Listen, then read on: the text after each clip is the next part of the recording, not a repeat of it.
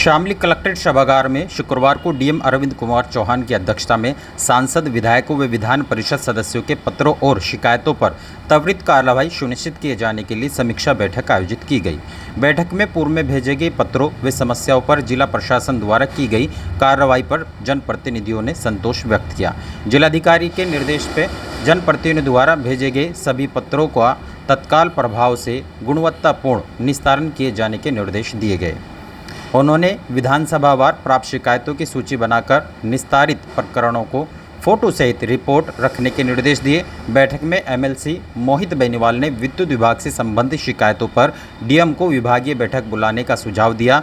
उन्होंने झिंझाना क्षेत्र में नशे के सेवन की बढ़ती समस्याओं पर भी चिंता व्यक्त की। थाना भवन विधायक अशरफ अली खान ने भी नशे की सप्लाई रोकने के लिए कड़ी कार्रवाई की मांग की है।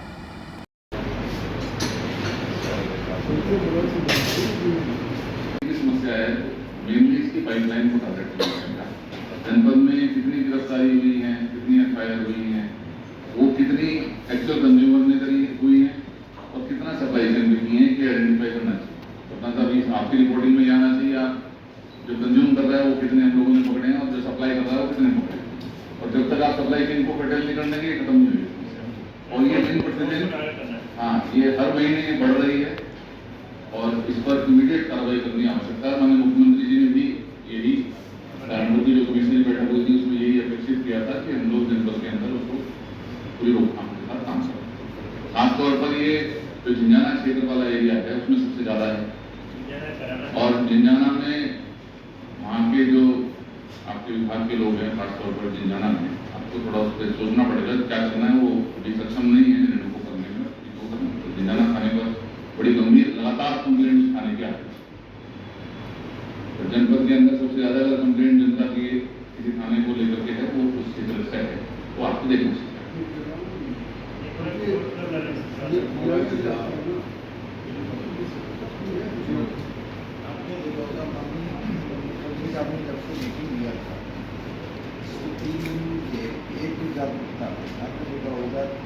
हमारी कोई न कोई समय जागरूक करेंगे समाचार नंबर 2 जितने भी हमारे पुराने सप्लायर हैं चाहे हरियाणा में चाहे राजस्थान के मध्य प्रदेश के या करेली के, क्योंकि यहाँ प्रोसेसिंग न झिंझाना में होती है न कैराना में कोई प्रोसेसिंग यूनिट नहीं है। एक लोग बाहर से ला करके यहाँ सप्लाई करते हैं और कंज्यूम करने वाले लोग ये आपको जो यमुना नदी के किनारे के गाँव हैं या जो कैराना है या हरियाणा इसमें कांगड़ा में भी तो शाम को उसमें खाना पहुँचे हमारे सही है सर यहाँ मैन्युफैक्चरिंग नहीं हुई तो सही है, लेकिन जो कि बॉर्डर देखी जाए जैसे इन्होंने भी कहा कि कैराना है, झिंझाना है, जो हरियाणा बॉर्डर से है पंजाब वाली एरिया से सप्लाई चेन अगर मालूम तो उस पर आप लोगों को काम करना पड़ेगा कि रूट पर काम करना चाहिए।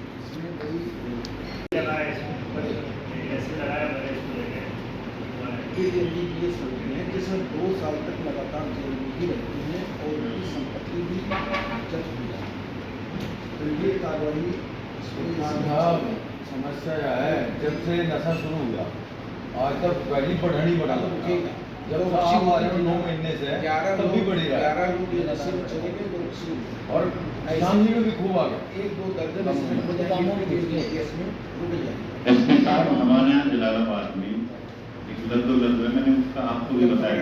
हाँ, लद्दू एक को पकड़ा गया, वो सही है, वो भी कर रहा।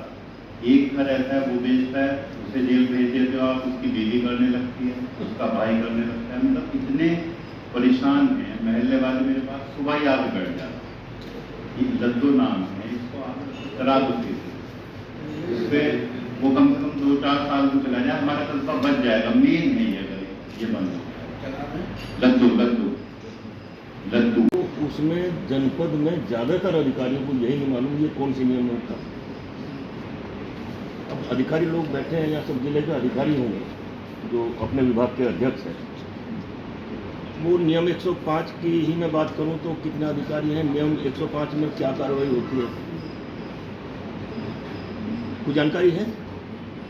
नहीं। नियम 105 में डीएम साहब नियम 105 में विपक्ष एक नोटिस देती है सरकार। मैं वही मान लीजिए देखिए वो असेंबली कार्रवाई है तो अधिकारी नहीं का नहीं, बहुत ही मैं उसी से संबंधित जी। जो कमेटियाँ बनती हैं वो जिलों में समीक्षा करती हैं। तो नियम 105 का जिले में पता ही नहीं क्या होता। वो 105 की नोटिस विपक्ष देती है, उस पर एक आदमी पढ़ता है, 2 व्यक्ति मान्य सदस्य 5-5 मिनट ग्राह्यता बोलते हैं, फिर नेता प्रतिपक्ष बोलता है, उसके बाद सरकार जवाब देती है।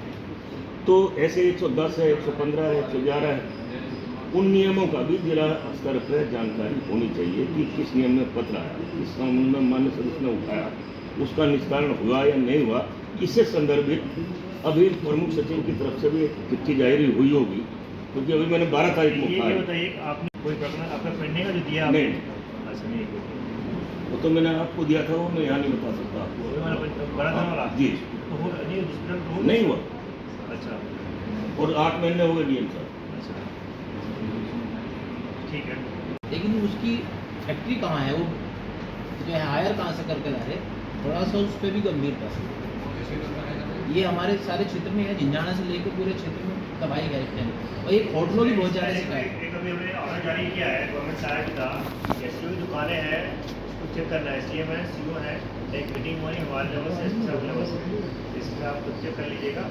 और ना ये कहाँ है जी सर। इससे मैंने कराई थी ना, जी सर। उसका कंप्लायंस भी हर महीने आ रहा है मेरे पास कि क्या उसके कंप्लायंस में क्या नहीं है, तो इन्होंने उठाया प्लस उसी का पार्ट है प्लस है। अच्छा, झिंझाना क्षेत्र में जितने भी ढाबे हैं उन पर लगभग पे शिकायत मिलती रहती है, अब वहाँ पे जो है अफीम डोडा बिकने की। तो वहाँ पे जो आबकारी इंस्पेक्टर हैं या इससे संबंधित लोग हैं वो उस पर कार्रवाई करें, वो भी एक क्षेत्र में एक बड़ा मुद्दा है।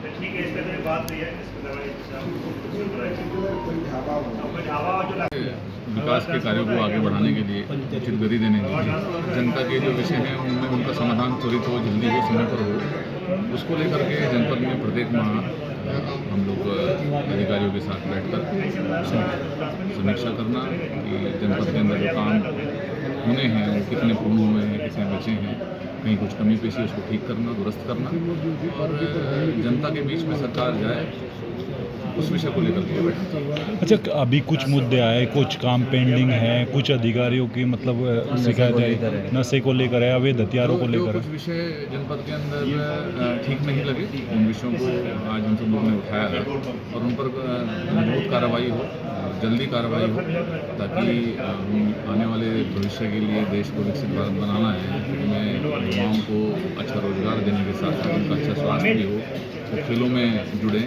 और जो बढ़ती हुई नशे की समस्या है उस पर भी हम लोग मजबूती से काम करना चाहते हैं, और उसी के नाते इस विषय को बैठक में उठाया गया कि उसकी सप्लाई चेन को तोड़ना चाहिए, और ताकि हमारे युवा वो आने वाले समय में खेलों की ओर अग्रसर हो, न कि नशे की ओर। अच्छा, क्या मानते हैं कि जिस तरीके से सरकार का नया सवेरा है, नया सवेरा का ऑपरेशन चल रहा है, लेकिन विधायकों द्वारा नशे का, आपके द्वारा भी नशे का वो मुद्दा उठाया गया, कहाँ पे कमी रह रही है? देखो, समस्याएं जब होती हैं समाज में तो उन समस्याओं को काम करने के लिए माननीय लोग के प्रधानमंत्री आदरणीय नरेंद्र मोदी जी की प्रेरणा से मोदी जी ने लगातार जो कमिश्नरी स्तर पर बैठक ली है उनमें भी इन विषयों को एजेंडे के अंदर रखा है, और उनका निर्देश रहा कि इन पर जनप्रतिनिधियों को काम करना है, और जो भी सामाजिक कुरीतियाँ हैं, जिन दिक्कतें लोग महसूस करते हैं उनसे समाज को मुक्त करना है, और उसी के नाते हम लोग उसको आगे बढ़ा रहे हैं। तो निश्चित तौर पर माननीय योगी जी के नेतृत्व में हम लोग उत्तर प्रदेश को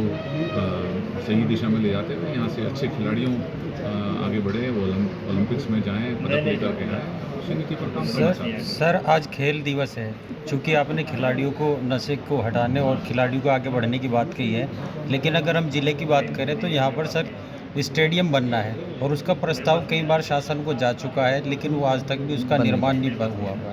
अभी भैंसवाल स्टेडियम की बात जी, कर रहे थे, वो मैंने विधान परिषद में विषय को उठाया है, उसका काम पूर्ण हो चुका है, और मेरी बातचीत सभी अधिकारियों से, उच्च अधिकारियों से हुई, और उसका जल्द ही खेल मैदान के निर्माण का काम प्रारंभ होने वाला है। वो सही दिशा में है और जल्दी आपको खुशखबरी मिलेगी। अच्छा, बीजेपी सरकार में क्या नशे पर